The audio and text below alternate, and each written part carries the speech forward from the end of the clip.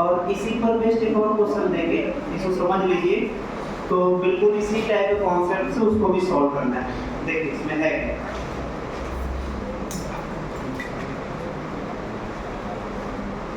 इसका जो डायग्राम है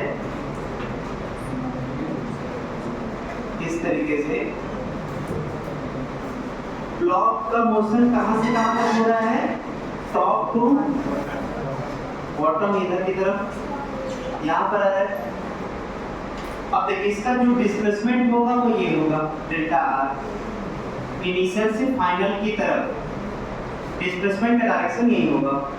अच्छा, डिस्प्लेसमेंट का दो कंपोनेंट, अगर इधर की तरफ x मान ले, इधर x मान ले और इधर y मान ले, क्लियर ना, तो ये आएगा डिस्प्लेसमेंट का x कंपोनेंट का पार्ट और ये आएगा डिस्प्लेसमेंट का y कंपोनेंट का पार्ट।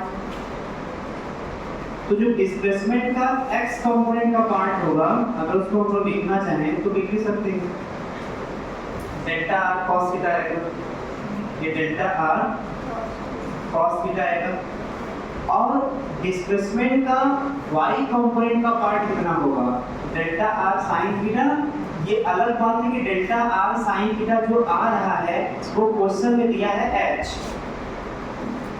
वो क्वेश्चन में कितना दिया है, यही h के बराबर दिया हुआ है। अब यहाँ पर बात आता है कि सर आप कंपोनेंट में तोड़ ही क्यों रहे हैं, आप बेसिक से तो ला ही दिए, आप कंपोनेंट में इसलिए तोड़ रहे हैं क्योंकि यहाँ पर दो फार्मूला बताए हैं शॉर्टकट के लिए, टाइम बचाने के लिए। एक तो formula f delta r cos theta तो होता ही है, ये बेसिक फार्मूला है, f डॉट डेल्टा r को ही तोड़े तो f delta r cos theta आ गया। लेकिन इसको लिखने का दो और तरीका था, एक इस तरीके से और इस तरीके से, और दोनों में क्या क्या मतलब होगा इसका वो भी बता चुके थे, लिखवाए भी थे फार्मूले। अभी इसका मतलब क्या है, एक बार बोल भी दीजिए, इसका क्या मतलब है।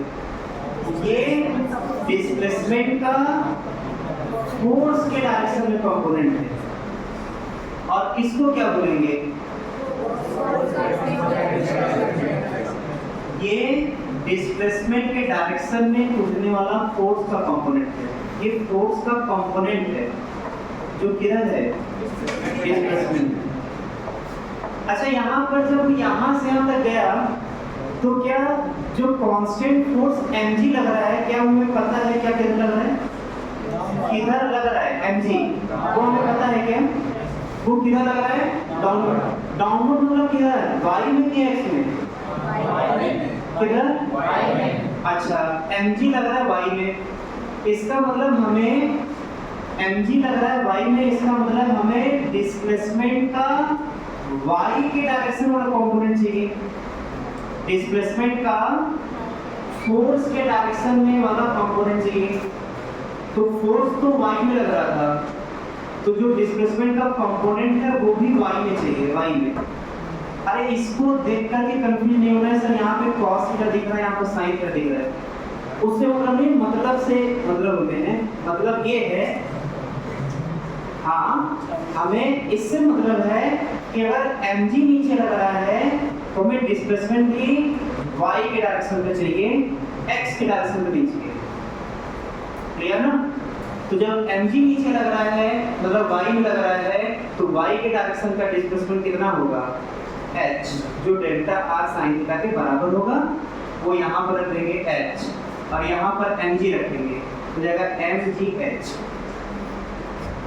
बिल्कुल इसी टाइप का एक और क्वेश्चन दे रहे हैं, थोड़ा डायग्राम और चीजें अलग होगा लेकिन कॉन्सेप्ट यही लगने वाला है। देखिए क्या है,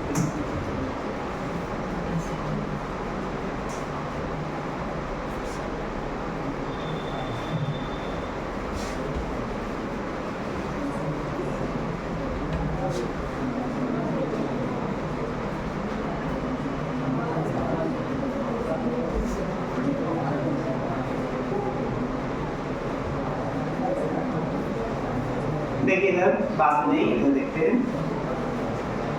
देखिए इसमें एक सिंपल पेंडुलम है, यहाँ पर सिंपल पेंडुलम क्या होता है, एक स्ट्रिंग से किसी ब्लॉक को अटैच करके इस तरीके से हैंग करा दिया, ये पूरा अरेंजमेंट कराएगा सिंपल पेंडुलम। अब यहाँ पर जो है इसका ये स्ट्रिंग है, मास्टर स्ट्रिंग है, यहाँ पर ये हिंज्ड है, मतलब बंधा हुआ है।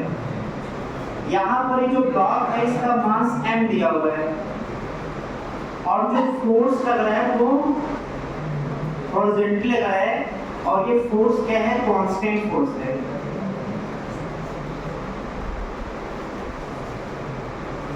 फोर्स क्या है, कांस्टेंट है और जो स्ट्रिंग का लेंथ दिया हुआ है वो L है। अब बताइए जब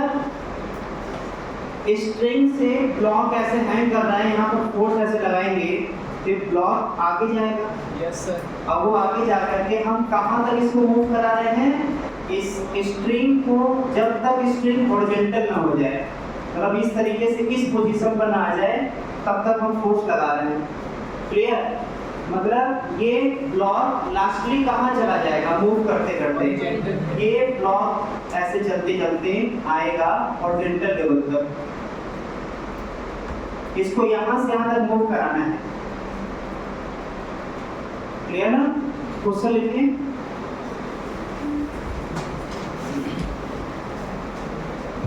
क्वेश्चन लिखिए। A constant force F, constant force F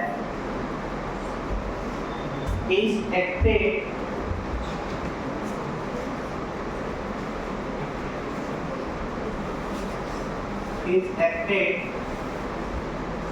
on Bob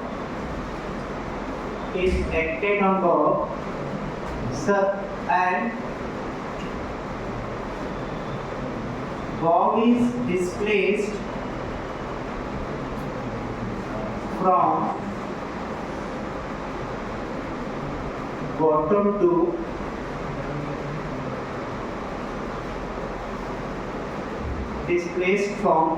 to horizontal position as shown in figure.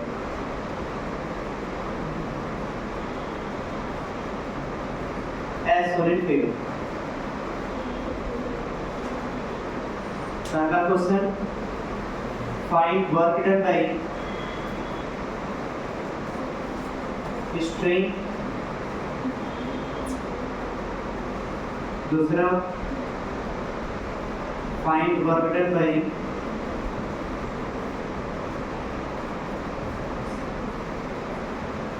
Gravitational force.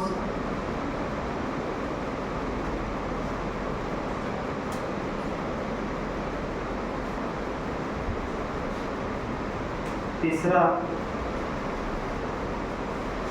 Find work done by constant force.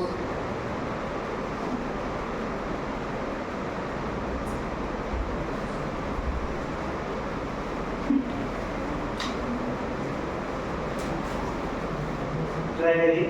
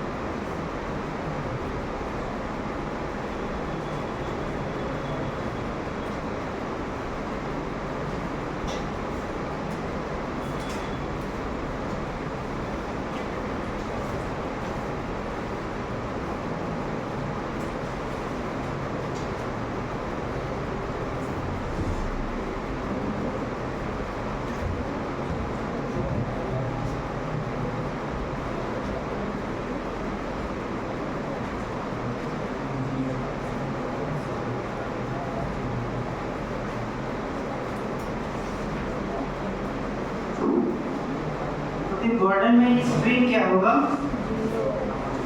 Work done by strain 0 आएगा। देख कैसे वर्क डन बाई स्ट्रेन, देखिए कैसे 0 आ रहा है। जैसे मान लेते हैं जनरल केस, ये बॉब जो है वो चलते चलते कहीं बीच रास्ते में यहाँ पर आया होगा, क्लियर। तो यहाँ से चूंकि स्ट्रिंग से बंधा हुआ है, स्ट्रिंग से बंधा है तो इसका मजबूरी है कि किस में जाएगा, सर्कुलर पाथ पे। स्ट्रिंग से बंधा है तो ये फिक्स है, constant to move in circular path. जब ये सर्कुलर पाथ पर जाएगा तो यहाँ पर टेंशन किधर आएगा, तो tension away from the body होता है, तो हमेशा इससे away from the body centre की तरफ होगा, क्लियर। कौन, tension away from the body towards the centre होगा टेंशन। अच्छा ये जाएगा किधर, मतलब इसका डिस्प्लेसमेंट किधर होगा, तो बोलेंगे अगर थोड़े से डिस्प्लेसमेंट की बात करें, क्योंकि कुछ टाइम बाद क्या होगा ना कि इसका पोजीशन बदल जाएगा, वो यहाँ पर आ जाएगा, तो जो टेंशन यहाँ वाला था वो यहाँ न रह करके अब यहाँ पर टेंशन आ जाएगा, क्लियर ना। तो टेंशन का भी पोजीशन बदलता रहेगा, जैसे जैसे ब्लॉक का पोजीशन बदलेगा टेंशन का भी पोजीशन क्या करेगा, बदलेगा उस ब्लॉक के पोजीशन के बदलने के साथ साथ। अगर हम किसी एक जगह की बात करें, चलिए मान लेते हैं हम यहाँ की बात करते हैं, इस जगह की बात करते हैं, तो फोर्स स्ट्रिंग के द्वारा किधर लगा, तो रूल होता है इधर की तरफ होगा, सेंटर की तरफ। डिस्प्लेसमेंट किधर होगा, भले ही छोटा डिस्प्लेसमेंट होगा लेकिन किधर होगा, तो इसी सर्कुलर पाथ पर होगा। सर्कुलर पाथ को इधर की तरफ दिया, जो dr पोजीशन डिस्प्लेस करेगा इधर की तरफ, उसका डायरेक्शन किधर होगा, टेंजेंट के लॉन्ग dr। और जो टेंशन लग रहा है वो किधर होगा, वो हमेशा टुवर्ड्स द सेंटर होगा, चाहे कहीं का भी बात कर लें। अगर हम यहाँ पर बात करें, यहाँ पर अगर ब्लॉक होता तो यहाँ पर टेंशन इधर होता और जो डिस्प्लेसमेंट होता वो टुवर्ड्स द सर्कुलर पाथ, मतलब उसके टेंजेंट के लॉन्ग होता। ऐसे हमेशा यहाँ पर अगर बात करें डिस्प्लेसमेंट किधर होगा, तो जो छोटा सा डिस्प्लेसमेंट कवर करेगा ब्लॉक जो है वो उसके टेंजेंट के लॉन्ग करेगा और टेंशन होगा टुवर्ड्स द सेंटर। अगर हॉरिजॉन्टल पोजीशन पर भी बात करें तो डिस्प्लेसमेंट किधर होगा, डिस्प्लेसमेंट होगा टेंजेंट के लॉन्ग, ऐसे टेंजेंट के लॉन्ग, और टेंशन किधर लगेगा, इधर। बताइए हर जगह ये टेंशन पास कर रहा है सेंटर से, हर जगह, और जो डिस्प्लेसमेंट हो रहा है वो हमेशा टेंजेंट के लॉन्ग हो रहा है। अब ये सर्किल का प्रॉपर्टी होता है कि किसी भी सर्किल में जो लाइन सेंटर से पास करता है और जो टेंजेंट होता है दोनों एक दूसरे से 90 डिग्री पर होते हैं, ये सर्किल का प्रॉपर्टी है। तो अब ये बताइए कि यहाँ पर जो डिस्प्लेसमेंट, छोटा छोटा डिस्प्लेसमेंट हो रहा है टेंजेंट के लॉन्ग, और जो टेंशन लग रहा है उनके बीच का एंगल हर जगह क्या होगा, हर जगह क्या होगा, 90 डिग्री होगा। मतलब जिधर फोर्स लगा और जिधर वो चला, फोर्स लगने और चलने के बीच का एंगल जो है वो 90 है। और जब फार्मूले में हम 90 डिग्री रखेंगे तो cos 90 0 आ जाएगा, जो फार्मूला होता है यहाँ पर। अच्छा एक तो पता कि यहाँ पर हम FD cos थीटा लगाएंगे, स्ट्रिंग के केस में FD मतलब F delta R cos theta लगाएंगे, या फिर F dr cos थीटा लगाएंगे इंटीग्रेशन के साथ। फार्मूला कौन सा सही कहलाएगा, ये या ये?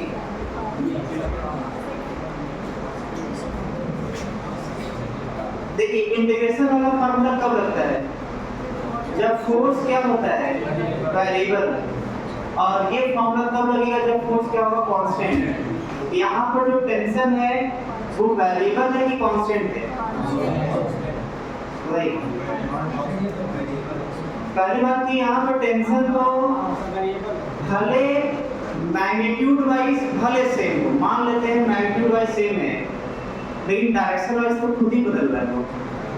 जो टेंशन है अभी यहाँ पर था तो टेंशन इधर लग रहा था, ये किस डायरेक्शन में लग रहा था? Vertically upward. जब यहाँ पर आ गया तो टेंशन इधर लग रहा है, ये तो हॉरिजॉन्टल डायरेक्शन हो गया। और टेंशन एक फोर्स है और फोर्स एक वेक्टर है। टेंशन क्या होगा? एक फोर्स है और फोर्स क्या होता है? Vector quantity. और वेक्टर का डायरेक्शन भी अगर बदल गया तो वहां पर जो है वो वेक्टर वेरिएबल हो जाता है डायरेक्शन बदलने की वजह से। तो यहाँ पर पहली बात कि फोर्स कांस्टेंट है नहीं, तो फोर्स कांस्टेंट नहीं है तो ये फॉर्मूला नहीं लगेगा। यहाँ पर फोर्स वेरिएबल होने की वजह से ये फॉर्मूला लगेगा। जब ये फॉर्मूला लगेगा तो यहाँ पर रखेंगे फोर्स का वैल्यू T dr, और यहाँ पर जो cos थीटा है तो थीटा क्या होगा? cos 90 की वैल्यू क्या हो जाएगा? 0। इसलिए यहाँ पर हर इंस्टेंट पर जो है यहाँ पर डिस्प्लेसमेंट और फोर्स के बीच का एंगल क्या है? 90 है, और 90 होने की वजह से टोटल बर्डन क्या आएगा? 0 आएगा। किसके द्वारा? टेंशन के द्वारा। तो लिख लीजिए यहाँ पर पहली बात ये फॉर्मूला लगेगा नहीं क्योंकि टेंशन का डायरेक्शन बदल रहा है। डायरेक्शन वेरिएबल होने की वजह से फोर्स वेरिएबल हो गया, डायरेक्शन चेंज, इसके वजह से फॉर्मूला नहीं लगेगा। ये फॉर्मूला लगेगा जिसमें cos 90 0 हो जाएगा, इसलिए बर्डन 0।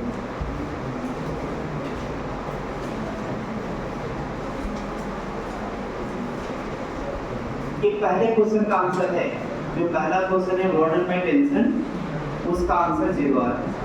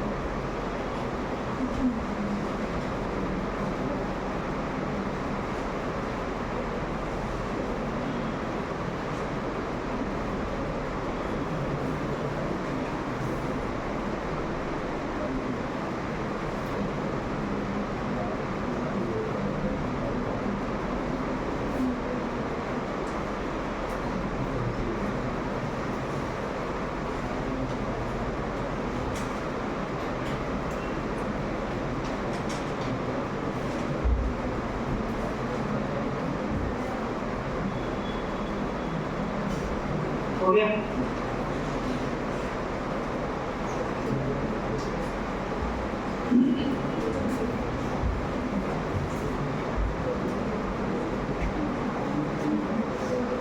दोबारा बता दें या समझ में आ गया? दोबारा बता दें या समझ में आ गया?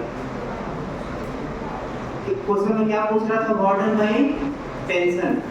अच्छा, पहला क्वेश्चन तो ये आता है कि बर्डन बाई टेंशन जो है, टेंशन कितना लग रहा है? अगर हर इंस्टेंट की बात करें तो हर इंस्टेंट पर टेंशन हमेशा away from the body towards the centre लगेगा। क्लियर? अब जो टेंशन लग रहा है वो वेरिएबल है कि कांस्टेंट है? वेरिएबल क्यों टेंशन है? क्योंकि उसका डायरेक्शन बदल रहा है। जब वेरिएबल का डायरेक्शन बदलने की वजह से तो ये फॉर्मूला लगेगा नहीं, क्योंकि ये फॉर्मूला तभी लगता है जब फोर्स क्या होता है? कांस्टेंट। तो ये फॉर्मूला लगाएंगे, और जब ये फॉर्मूला लगाएंगे तो फोर्स के जगह रखेंगे टेंशन टी और dr। ये किसी जनरल इंस्टेंट की बात कर रहा है, मतलब ये किसी जनरल पॉइंट पे बात कर रहा है। चाहे हम यहाँ पर पॉइंट ले लें, चाहे यहाँ पर, चाहे कहीं पर भी, हर जगह हमें क्या दिखाई दे रहा है कि जो टेंशन और डिस्प्लेसमेंट है उनके बीच का एंगल हर जगह क्या है? 90 डिग्री है। क्लियर ना? और जब टेंशन और डिस्प्लेसमेंट के बीच, लेकिन डिस्प्लेसमेंट ये कौन सा है? स्मॉल डिस्प्लेसमेंट है सर। जैसे यहाँ पर बात करें स्मॉल डिस्प्लेसमेंट तो ये होगा किस डायरेक्शन में? टेंजेंट के लॉन्ग। यहाँ पर बात करें तो डिस्प्लेसमेंट टेंजेंट के लॉन्ग dr इतना होगा, यहाँ पर इतना होगा, और सब टेंशन के साथ 90 डिग्री पर है। जो डिस्प्लेसमेंट हो टेंशन के साथ हर जगह क्या है? 90 डिग्री पर। इसलिए बर्डन बाय टेंशन क्या हो जा रहा है? 0। क्लियर? अब सेकेंड केस आता है बर्डन बाय किसके द्वारा? सेकेंड वाला ग्रेविटेशनल फोर्स। अब देखिए उसमें क्या आएगा ग्रेविटेशनल फोर्स के द्वारा। देखिए यहाँ पर ब्लॉक चलते चलते हॉरिजॉन्टल पोजीशन पर आ रहा है, यहाँ पर क्लियर, ये ऐसे सर्कुलर पाथ चलते हुए हॉरिजॉन्टल पोजीशन पर पहुंचेगा, तो ग्रेविटेशनल फोर्स लगेगा किधर? डाउनवर्ड लगेगा वर्टिकली।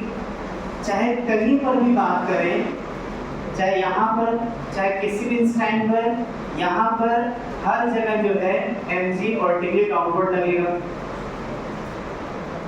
मतलब यहाँ से एक बात तो कंफर्म हो गया कि जो फोर्स लग रहा है वो कांस्टेंट लग रहा है, क्योंकि डायरेक्शन भी नहीं बदल रहा है और वैल्यू भी नहीं बदल रहा है। अच्छा, जब कांस्टेंट फोर्स लगता है तो फॉर्मूला कौन से लगाएंगे? F delta R cos theta. लेकिन देखिए इसको लिखने के दो तरीके होते हैं, एक F R cos थीटा, दूसरा डेल्टा R या R लिख लेते हैं, जो भी है डिस्प्लेसमेंट है F cos थीटा। और ये क्या बोलता है कि जिधर फोर्स लग रहा है उस डायरेक्शन में कितना डिस्प्लेस किया। बताइए जो फोर्स लग रहा है वो किधर लग रहा है? Vertically downward. पार्टिकल का डिस्प्लेसमेंट बताइए किधर से किधर हो रहा है? कितना हुआ डिस्प्लेसमेंट? डिस्प्लेसमेंट बताइए कहां से कहां तक डिस्प्लेसमेंट? यहां से यहां तक ये डिस्प्लेसमेंट हुआ। चलिए इसको मान लेते हैं डिस्प्लेसमेंट ये d हुआ। क्लियर? तो जो डिस्प्लेसमेंट d है उसका दो कंपोनेंट आएगा। अगर इधर की तरफ x और इधर की तरफ डायरेक्शन में y मान लें तो इस डिस्प्लेसमेंट का एक इधर की तरफ आएगा dx, डिस्प्लेसमेंट का x के डायरेक्शन में कंपोनेंट, और इस डिस्प्लेसमेंट का एक कंपोनेंट आएगा y में, और इसको हम मान लेते हैं dy। क्लियर? जब ब्लॉक यहाँ से सर्कुलर पाथ होते होते होते जब यहाँ पर आया तो y में कितना डिस्प्लेसमेंट कवर किया? y में डिस्प्लेसमेंट कवर किया dy। अच्छा, हमें पता है इस स्ट्रिंग का लेंथ l, तो dy कुछ और नहीं बल्कि स्ट्रिंग का लेंथ होगा। जब पार्टिकल सर्कुलर मोशन करते करते यहाँ पहुंचा तो x के डायरेक्शन में कितना डिस्प्लेसमेंट चला? x के डायरेक्शन में dx, और हमें ये भी पता है कि ये कितना डिस्प्लेसमेंट होगा? कितना डिस्प्लेसमेंट होगा? जितना स्ट्रिंग का लेंथ है। क्लियर ना? जितना स्ट्रिंग का लेंथ है, मतलब ये भी होगा l। अब बताइए यहाँ पर mg किधर लग रहा है? y में कि x में? y में कि x में? mg। इसका मतलब कि जब फोर्स y में लग रहा है तो हमें डिस्प्लेसमेंट भी y वाला चाहिए। देखिए जिधर फोर्स लगे उसी डायरेक्शन का डिस्प्लेसमेंट। तो अगर y के डायरेक्शन में फोर्स लग रहा है तो y के डायरेक्शन में हमें डिस्प्लेसमेंट भी चाहिए, मतलब हमें ये वैल्यू चाहिए, dy चाहिए। क्लियर? अब यहाँ पर जो है ये फार्मूले में जो फोर्स होगा वो mg हो जाएगा। अच्छा, mg का डायरेक्शन डाउनवर्ड है और जब वो यहाँ से यहाँ तक गया तो डिस्प्लेसमेंट का डायरेक्शन y में किधर होगा? इधर अपवर्ड डायरेक्शन में कि डाउनवर्ड डायरेक्शन में? जब यहाँ से यहाँ पर गया तो y में किधर डिस्प्लेसमेंट हुआ? अपवर्ड कि डाउनवर्ड? अपवर्ड होगा। क्यों? क्योंकि वो अप डायरेक्शन में जा रहा है। जब अप डायरेक्शन में जाएगा तो डिस्प्लेसमेंट अपवर्ड होगा। अच्छा, अपवर्ड डायरेक्शन इसका मतलब कि डिस्प्लेसमेंट वो फोर्स के क्या है? 180 पर है। यहाँ पर फोर्स और डिस्प्लेसमेंट दोनों 180 डिग्री पर है और जब भी 180 डिग्री पर होता है तो बर्डन माइनस होता है। तो एक 3 केस याद रखिएगा पूरे वर्क ऑफ एनर्जी में। 3 केस। पहला केस फोर्स और डिस्प्लेसमेंट अगर सेम डायरेक्शन में होंगे तो बर्डन पॉजिटिव आएगा, और जब फोर्स और डिस्प्लेसमेंट अपोजिट होंगे मतलब 180 होगा तो बर्डन नेगेटिव आएगा। और तीसरा ये भी याद रख लीजिएगा यहाँ पर F और dr जब दोनों 90 डिग्री पर होंगे तो यहाँ पर बर्डन 0 आएगा। एक 3 ही केस आएगा, क्योंकि अगर वो किसी एंगल पर भी आएगा तो उसके 2 कंपोनेंट उठेंगे। अगर फोर्स और डिस्प्लेसमेंट किसी एंगल पर आ गया तो उसके 2 कंपोनेंट, एक परपेंडिकुलर, एक या तो ये होगा या तो ये होगा। ये 3 ही वैरायटी हमेशा मिलेगा जब भी हम फोर्स का कंपोनेंट जोड़ेंगे। तो याद कर लीजिएगा 3 हो गया। क्लियर ना? अब बताइए यहाँ पर फोर्स नीचे लगा और डिस्प्लेसमेंट ऊपर हो रहा है तो दोनों अपोजिट हो गए डायरेक्शन में, तो माइनस आएगा। इसलिए यहाँ पर माइनस यहाँ पहले लगा देंगे। फोर्स का वैल्यू mg हो ही गया और r cos थीटा मतलब उसी डायरेक्शन में डिस्प्लेसमेंट वही होगा L, तो जाएगा माइनस mgl।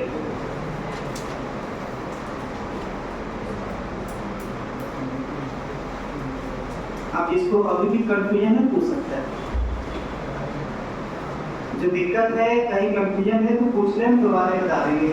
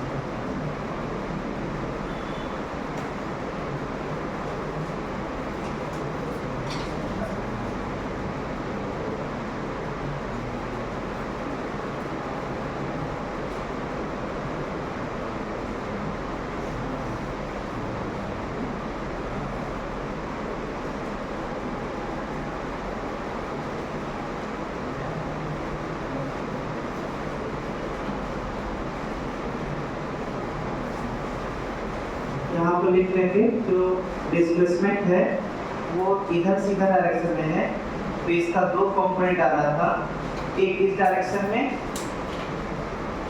और x के डायरेक्शन में अगर देखें डायरेक्शन तो ये आ रहा है। इसको डिस्प्लेसमेंट के डायरेक्शन में अगर कंफ्यूजन हो रहा है तो ये बड़े एरो से हम जो यहाँ बनाए हैं इस हिसाब समझ सकते हैं। ये डायरेक्शन डिस्प्लेसमेंट का है, y में ये डायरेक्शन होगा और x में ये डायरेक्शन होगा डिस्प्लेसमेंट का। डिस्प्लेसमेंट का दो कंपोनेंट आ रहा है, x और y।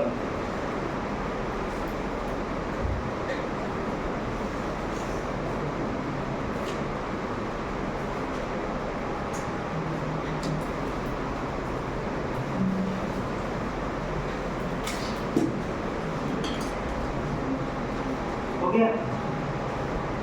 दोबारा किसी पूछना है? कोई कंफ्यूजन तो हो गया? चलिए लास्ट क्या है इसमें, बर्डन बाई कांस्टेंट फोर्स, वो देख लेते हैं। बर्डन बाई कांस्टेंट फोर्स है।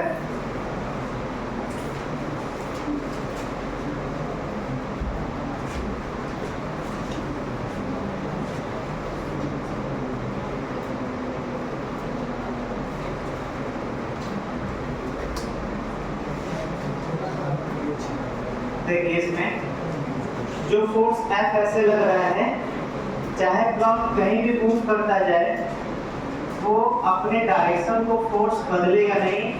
अगर वो हॉरिजॉन्टली लग रहा था तो वो हॉरिजॉन्टली ही लगेगा। क्लियर ना? अब यहाँ पर जो फोर्स है वो मैग्नीट्यूड वाइज भी और डायरेक्शन वाइज भी कहीं भी बदलेगा नहीं, तो हर जगह फोर्स ऐसे ही लगते लगते यहाँ तक ब्लॉक जाएगा। अब देखिए जब फोर्स कांस्टेंट होगा तो फिर वही फॉर्मूला, फोर्स इनटू फोर्स के डायरेक्शन में डिस्प्लेसमेंट, फोर्स इनटू जो डिस्प्लेसमेंट होगा किस डायरेक्शन में, फोर्स के डायरेक्शन में, यही होगा। हम d से डिनोट कर रहे हैं डिस्प्लेसमेंट को, ये जाएगा एफ डी कॉस थीटा, ये हो जाएगा बर्डन। क्लियर? अब देखिए जो फोर्स हॉरिजॉन्टल में लग रहा है तो हॉरिजॉन्टल में इसका कितना डिस्प्लेसमेंट हुआ है, तो बोलेंगे यहाँ से यहाँ तक का हॉरिजॉन्टल में ये डिस्प्लेसमेंट हो रहा है, और ये डिस्प्लेसमेंट होगा कितना, स्ट्रिंग के लेंथ के बराबर। स्ट्रिंग के लेंथ के बराबर मतलब L, तो यहाँ हो जाएगा F into L। अच्छा यहाँ पॉजिटिव होगा नेगेटिव होगा, साइन चेक कर लीजिए एक बार। पॉजिटिव कैसे पता? देखिए फोर्स का डायरेक्शन आगे की तरफ इधर है और डिस्प्लेसमेंट का भी डायरेक्शन इधर ही डायरेक्शन में है, तो जब डायरेक्शन यहाँ पर सेम है दोनों का तो यहाँ पर पॉजिटिव आएगा, इसका आ जाएगा FL। यहाँ नोट कर लीजिए।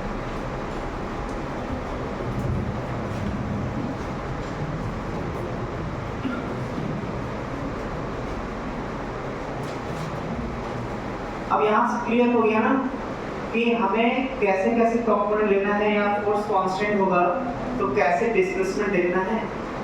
3 क्वेश्चन करवाए, अब तीनों से जिसको सीखना होगा, जो स्टूडेंट सीखना चाहेगा इतना से समझ सकता है कि फोर्स कांस्टेंट होगा तो कैसे हम उस डायरेक्शन में डिस्प्लेसमेंट लेंगे। फोर्स कांस्टेंट होगा तो कैसे हम फोर्स के डायरेक्शन में डिस्प्लेसमेंट लेंगे। उसके लिए 3 क्वेश्चन, पिछले में 1 क्वेश्चन था और इस क्वेश्चन में 2 क्वेश्चन थे। कौन कौन से? mg और f के द्वारा ऑर्डर, यहाँ से आप समझिए।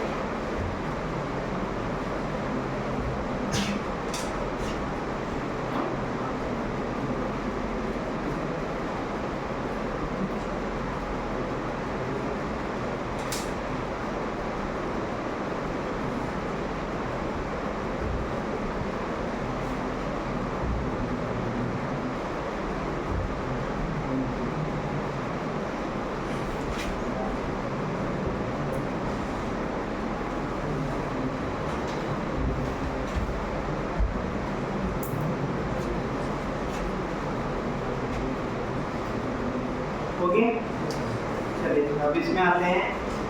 डॉट प्रोडक्ट के फॉर्म में जो गॉर्डन का फार्मूला था वो क्या था, एफ डॉट, अगर उसको डी से डिनोट करें, स्मॉल डी से, यहाँ पर स्मॉल डी है डिस्प्लेसमेंट, यहाँ पर स्मॉल डी है डिस्प्लेसमेंट, यहाँ पर जो है एफ डॉट डी।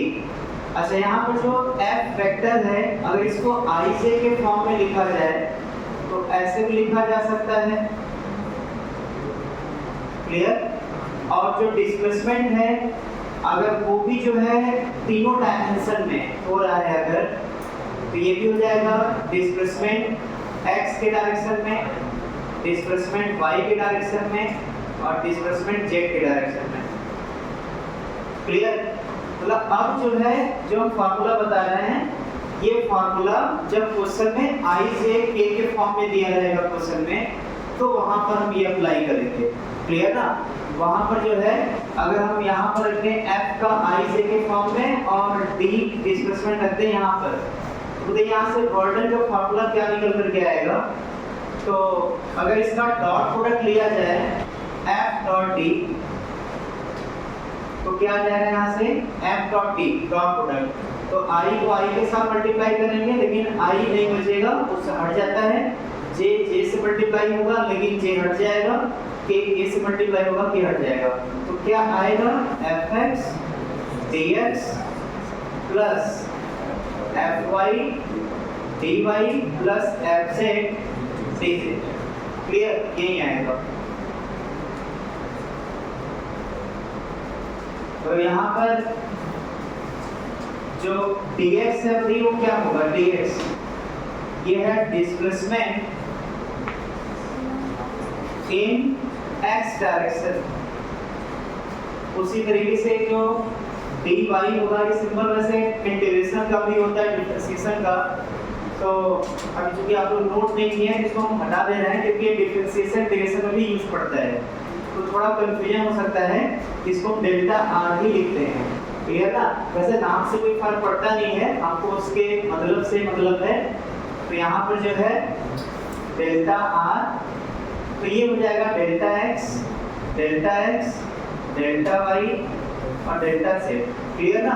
नहीं तो ये जो है बाद में रिवीजन के टाइम पे dx का मतलब कुछ और भी स्मॉल डिस्प्लेसमेंट टाइप का भी कंफ्यूजन हो सकता है, इसलिए यहाँ पे डेल्टा यूज कर रहा है, क्लियर ना। तो आप इसको नोट कर लीजिए, तो इसी पर बेस्ड हम एक क्वेश्चन करवाते हैं तो चीजें क्लियर होगा। आप इसको नोट कर लीजिए, यहाँ पर गॉर्डन का फार्मूला आ गया fx delta x, fy delta y, fz delta z, note कर लीजिए। आगे एक क्वेश्चन इसी को करते हैं तो चीजें क्लियर हो जाएगा।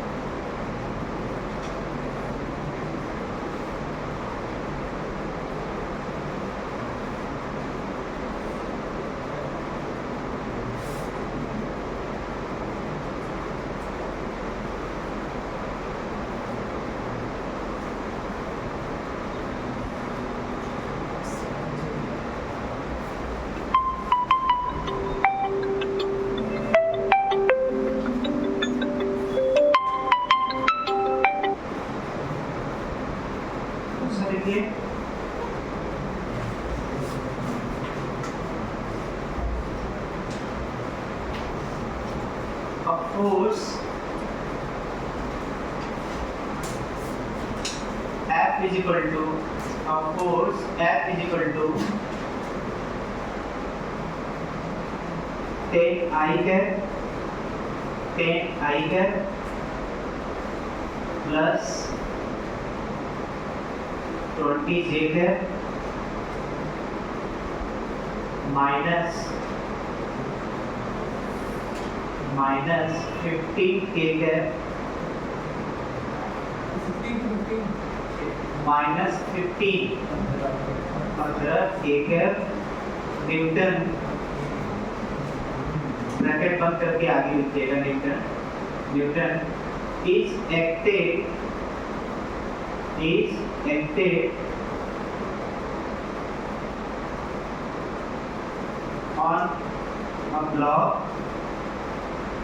is acted on a block and block moves from 2,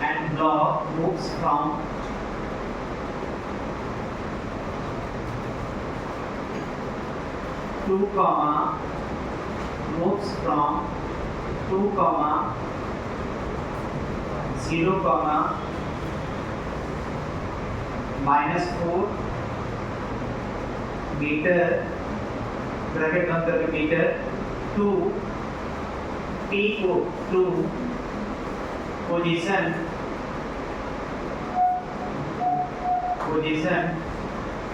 0, -2,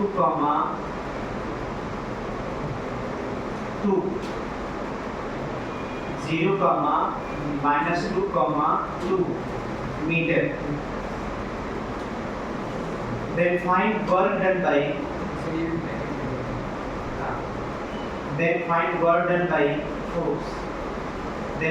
work done by force.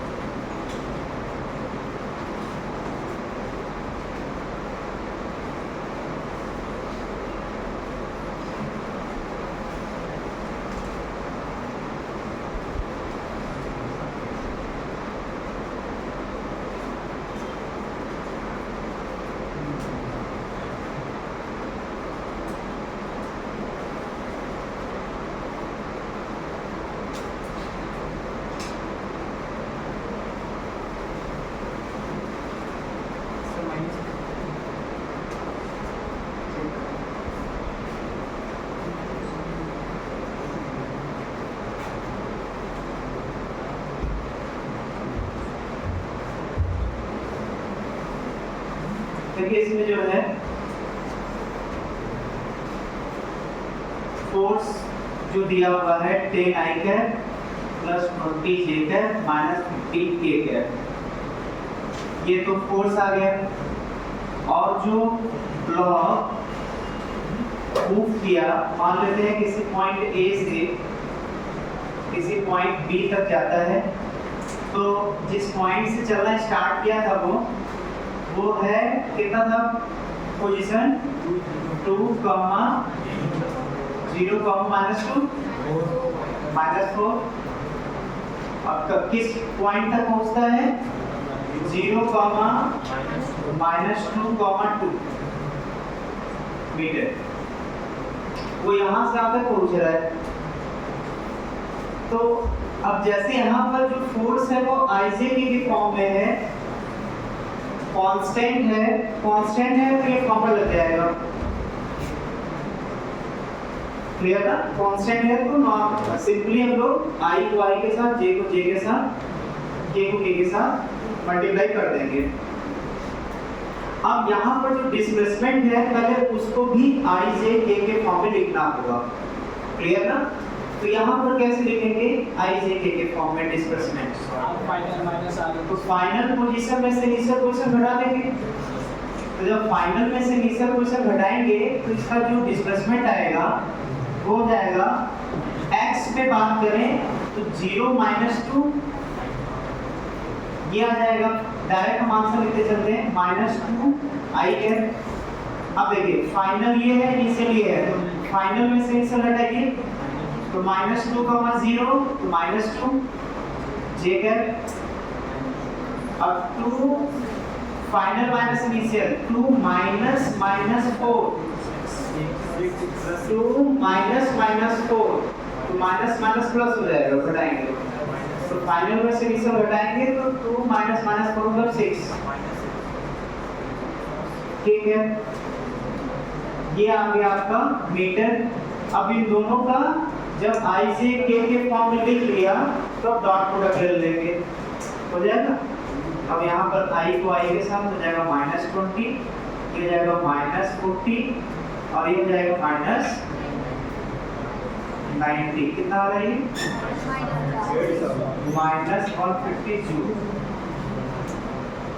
तो इस टाइप का आएगा तो कर लेंगे ना इसे एक फॉर्म में। एक और क्वेश्चन इसे पकड़ते हैं, इसको नोट कर लीजिए जल्दी से।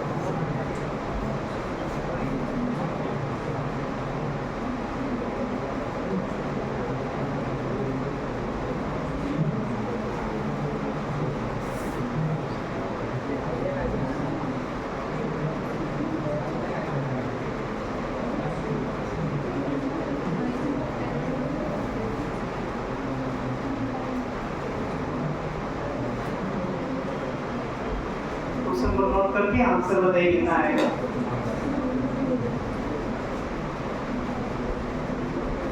ये न्यूटन ऐसे ब्रैकेट में ऐसे न्यूटन लिख लेंगे यहाँ पर। एक फोर्स है वो ऑब्जेक्ट पर लग रहा है और ऑब्जेक्ट कांस्टेंट टू मूव का मतलब हुआ कि वो केवल उसी डायरेक्शन में जाएगा जिस डायरेक्शन में वो लिखा हुआ है, प्लस y एक्सिस। कांस्टेंट मतलब बाधित है उसी डायरेक्शन में जाने के लिए।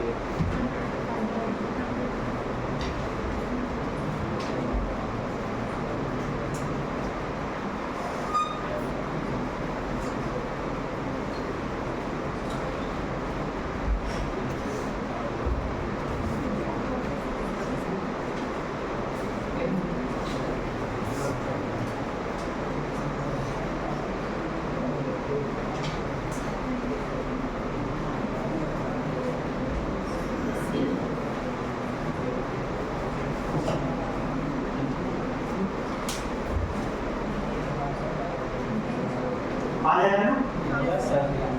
इसमें जैसे ये जो पार्टिकल है वो केवल किस डायरेक्शन में जा सकता है? प्लस वाई डायरेक्शन में। तो प्लस वाई डायरेक्शन में जाने का मतलब कि जो डिस्प्लेसमेंट है वो एक्स में भी नहीं चला तो 0 आई है, वाई में चला 10 तो 10 जे है, और चूंकि वाई में ही चल रहा है जेड में नहीं चल रहा है वो भी 0 हो जाएगा। बाकी फोर्स तो दिया ही हुआ है। यहाँ से डॉट प्रोडक्ट लेकर के सॉल्व कर सकते हैं। 100 है। ये क्वेश्चन इसलिए करवाए हैं क्योंकि अभी जो इसके पहले फॉर्मूला लिखवाए थे गॉर्डन का force into delta R cos theta, clear, या फिर दूसरा क्या लिखवाए थे delta R F cos theta. चलिए फिर दोबारा बताइए डेल्टा आर कॉस थीटा क्या है?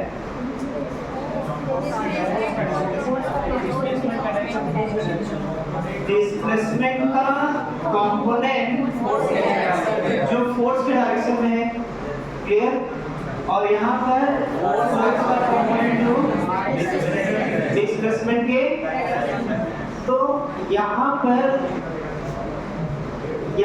जो है कौन सा फॉर्मूला लगाया जा सकता है, ये या ये? अब जो टर्म को अच्छे से समझ रहा होगा वो ये बता सकता है कि इस क्वेश्चन में ये फॉर्मूला एप्लीकेबल है या ये फॉर्मूला, मतलब कौन सा लगाना आसान होगा।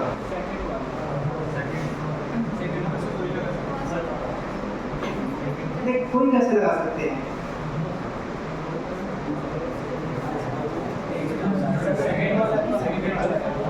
आप देखिए इसमें बता दे रहे हैं उसको, देखिए या इस क्वेश्चन को समझिए पहले।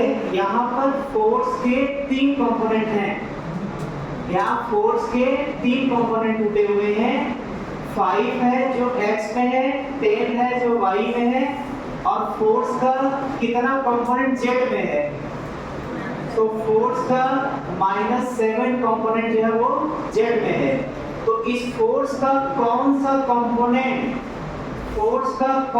कंपोनेंट डिस्प्लेसमेंट के साथ मल्टीप्लाई होगा जो उस डायरेक्शन में होगा। तो फोर्स का 3 कंपोनेंट है, लेकिन इन तीनों कंपोनेंट में से ये जो कंपोनेंट है यही है जो डिस्प्लेसमेंट के डायरेक्शन में है। डिस्प्लेसमेंट किस में हो रहा है? y में। तो इसका मतलब कि जो पार्टिकल होगा वो y में जा रहा होगा। तो फोर्स का 3 कंपोनेंट है, लेकिन तीनों में से कौन सा वाला कंपोनेंट हमारे काम का है? जो y के डायरेक्शन का कंपोनेंट है। तो यहाँ पर जो फोर्स F cos थीटा है ये y के डायरेक्शन वाला कंपोनेंट का हमसे मतलब है, क्योंकि वो y के डायरेक्शन में चल रहा है, क्लियर ना। तो यहाँ से हम अगर उस अप्रोच से भी समझना चाहें तो उस अप्रोच से भी हम समझ सकते हैं इस चीज को, क्लियर ना। नोट हो गया ये? चलिए अब इसमें बताइए फोर्स और डिस्प्लेसमेंट का ग्राफ अगर दिया हो, किसके बीच का ग्राफ? फोर्स और डिस्प्लेसमेंट के बीच का ग्राफ अगर दिया हो तो उसका एरिया क्या देगा? रीजन पूछेंगे क्या बोले अभी? फोर्स और डिस्प्लेसमेंट के बीच का जो एरिया होगा मान लेते हैं वो R1 से R2 तक, वो एरिया क्या देगा बताइए। काइनेमेटिक्स में जो है 2 ऐसे टर्म थे जिसका एरिया कुछ देता था, क्या क्या था काइनेमेटिक्स में? एक था एक्सेलरेशन वर्सेस टाइम का एरिया, एक बार ये आ चुका है। दूसरा वेलोसिटी वर्सेस टाइम का एरिया। न्यूटन्स लॉ में भी कोई आया था क्या ऐसा ही एरिया से रिलेटेड? न्यूटन्स लॉ में फोर्स और टाइम का जो एरिया होगा क्या देता था? फोर्स टाइम का एरिया, चेंज इन मोमेंटम भाई, मोमेंटम थोड़ी देता है, चेंज इन मोमेंटम। ये क्या देता है? Delta P. ये क्या देता है? Delta R. ये क्या देता है? Delta we. डेल्टा वी क्या देगा? ए dt का इंटीग्रेशन, ये देगा v dt का इंटीग्रेशन, ये देगा f dt का इंटीग्रेशन। मतलब जहां पर इंटीग्रेशन है वहां पर एरिया है, जहाँ पर इंटीग्रेशन है वहाँ पर क्या है, एरिया है। तो यहाँ पर वर्डन का फार्मूला क्या था, वर्डन का फार्मूला था एफ dr का इंटीग्रेशन डॉट हटा देते हैं क्योंकि वन डायमेंशन में है अगर तो क्या यही फार्मूला हम लोग पढ़ेंगे क्या। तो जहां पर इंटीग्रेशन है ग्राफ में वो क्या देगा, एरिया देगा, मतलब एरिया यहाँ पर वर्गडन देगा। नोट कर लीजिए। हम ये तीनों एग्जांपल इसलिए लिए हैं कि सबको रिलेट करते चलिए, रटना नहीं है, इसको भी रिलेट कर चलना है, लिखना नहीं है वैसे इसको, इसको लिखिएगा मत, ये तो पढ़ ही चुके हैं ना।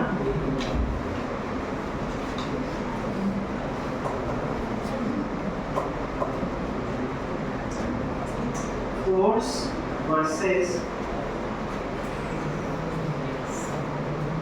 डिस्प्लेसमेंट या पोजीशन भी कहा जा सकता है, position.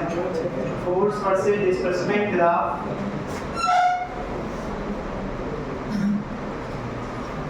Area gives work done.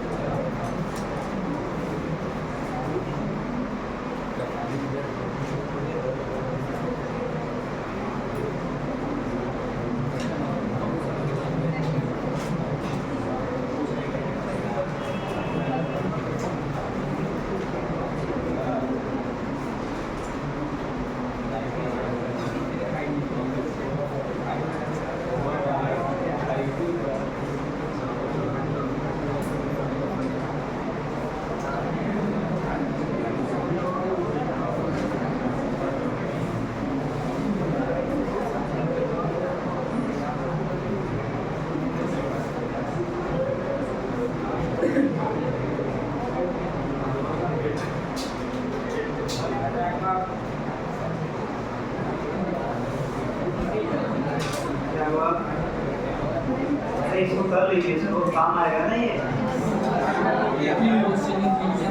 Formula है तो क्वेश्चन तो बनता ना साथ में।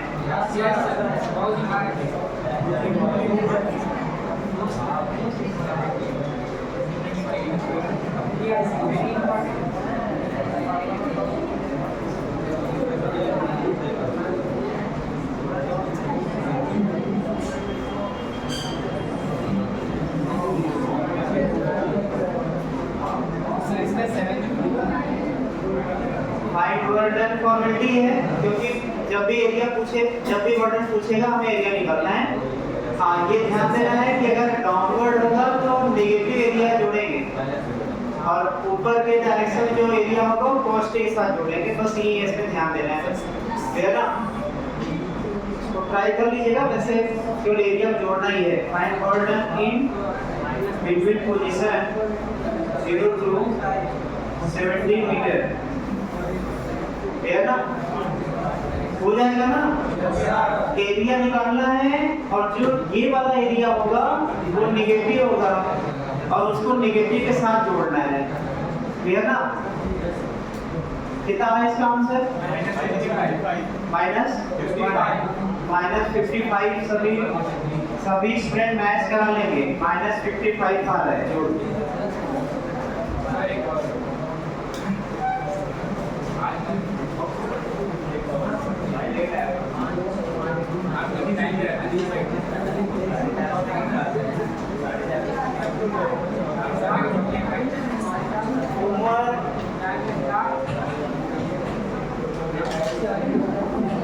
लिखना है इंग्लिश में? बुकलेट नहीं मिला है? नहीं होगा, आप लोग मांग लीजिएगा।